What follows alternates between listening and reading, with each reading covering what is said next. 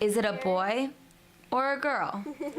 For most, it's a simple question, but for others, it's a lot more complicated. For some, the football doesn't feel right, the dress doesn't quite fit. Even as kids, they feel different, but usually don't know why until later. And it's not a question of being gay or straight, it's being transgender. Sexual orientation has to do with who you're attracted to.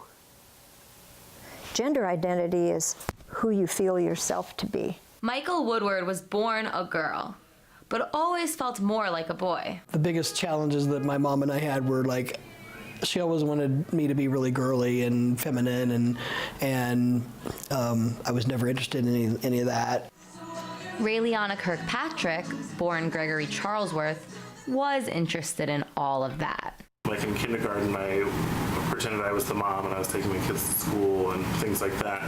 Rayliana frequently performs as a woman, but until she saves enough money, she can't actually become one. When I imagine my perfect life, I do see the husband and the kids and the house and the dog, and every time I see myself, I am a woman. This can be so difficult.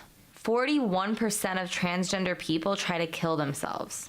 Wanting to transition and being stuck in the wrong body, I think, is a pain for people. It's an emotional pain.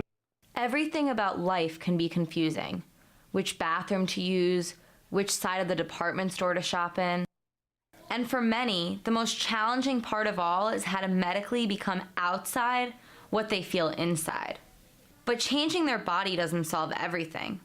Like, how do you date? I went on a few dates with a few women, and you know, the first date was fine, and then the second date is when I decided to disclose, and they're like, you know, we'll just be such good friends. Usually when they drop the "I like you" bomb, then I'm like, you and I need to have a conversation. I've had some of them say, well, I told them right away and they didn't want anything to do with me. And then some waited too long and they were mad. Whether a person is male or female, then it does seem to make some people uncomfortable that they don't know how to interact with the person in question. Carolyn Fort has been dating Michael for almost 3 years. Every time when I look at you, I want to say, you're so beautiful, but I never say that. Thank you. I see. That's the first thing that comes to mind, but I know that that's a loaded word, so I never say it. For most of us, it's all so simple. We never have to deal with the confusions that Blake, Rayliana, and Michael do. Because from our earliest moments, we know what they don't. What am I?